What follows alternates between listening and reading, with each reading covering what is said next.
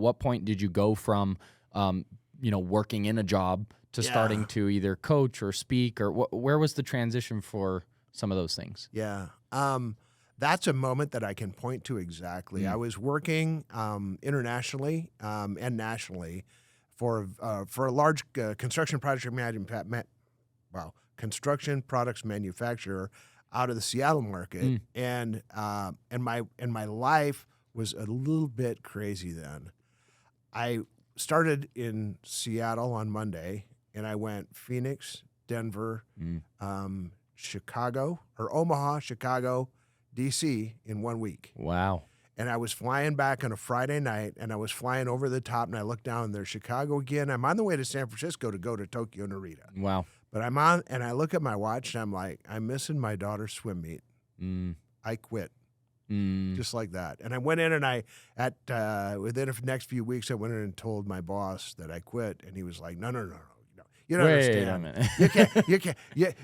You're 30-something years old. You're never going to get another opportunity like this. There's 40, 50, 60-year-olds that are waiting for this opportunity. What do you think? You've lost your mind. And I'm like, no, I actually I got a piece of it back. I found it. Yeah, got a piece of it back.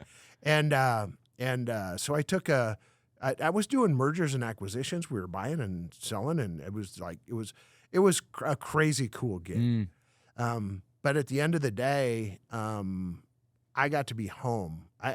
So the next spring, or starting in January, I skied 35 days with my kids. Wow. Yeah. So we tried to make it up a little bit. So what, you're in that moment, you realize you're traveling too much, you're working too much, you want to be home, and you decided to quit. What was the plan? I didn't have a plan. I knew I wasn't going to do it anymore. I had some retirement money. I had some management incentive money. Money was not problematic because it didn't matter to me. Yeah, if I had to dig a ditch or shovel, I could do that too. So what did you do? What was that? What was next? I took an association gig for about 18 months, and I found out I wasn't very good at working for a board. Although we did turn it around, it was incredibly successful. Good. And then one night my son comes home. He had been working for a cell tower contractor, and he asked me to come out to the job site to help him with some stuff, and I did. And I thought, wow.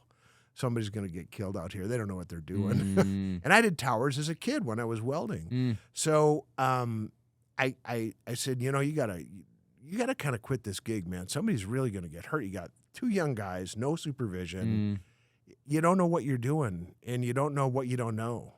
And one night he came home. He said, well, if you're so bloody smart, let's do it ourselves. I'm like, okay.